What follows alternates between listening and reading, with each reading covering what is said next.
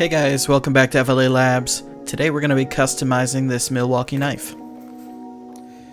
To open the packaging, I recommend you buy one of these other Milwaukee knives that I sell on my Etsy shop. It's not necessary that you open the packaging like this, but I do because oftentimes I'm shipping these knives and I like to put them back in their original packaging when I can. To disassemble this particular knife, there are 4 screws you'll need to remove.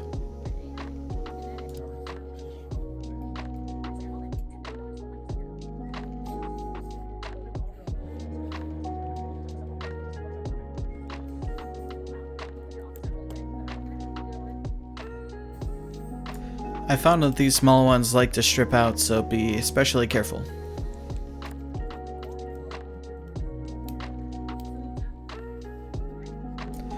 Once you've got the screws out, you'll see that the knife is actually a pretty simple assembly. First, take off the first scale, and then the internal pieces here, and then remove the blade. There should be a warning on the screen right about now, but it's super important, so I'm going to tell you here too. Be sure to remove all the oil that the knives ship with. That's going to mess up the next step if you're not careful. Speaking of the next step, now it's time to shake up this can of marking spray. Technically we're not engraving these knives, because with the CO2 laser you can't engrave bare metal. What we're doing is closer to powder coating. As you can see, I failed to remove all of the oil on the blade. A few moments later. Once all the oil is actually removed, this marking spray goes on in a thin coat and it dries really fast. Be careful not to touch it after it dries, because it'll be a thin powder that wipes off really easily.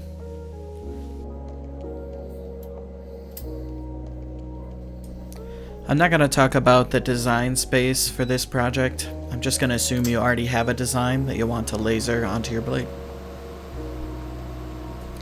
Leave me a comment if you do want a full tutorial on how to come up with your design and how to create it in the xTool creative space.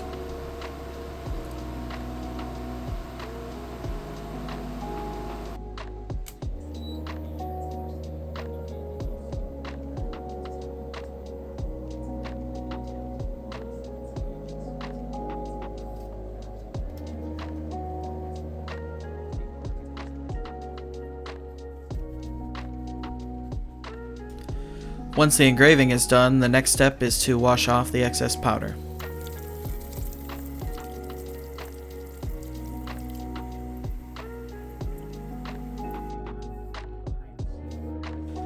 Now that the blade has been engraved, the next step is to reassemble the knife. These knives go back together pretty easily, but it is important that you make sure there's a washer on both sides of the blade. And be careful again not to strip the screws.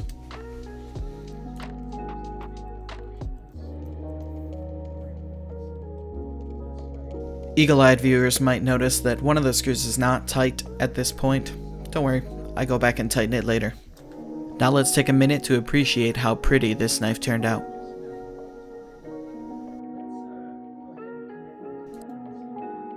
If you're interested in getting one of these knives for yourself, check out the links in my description. It goes a long way towards supporting my channel. See you next time.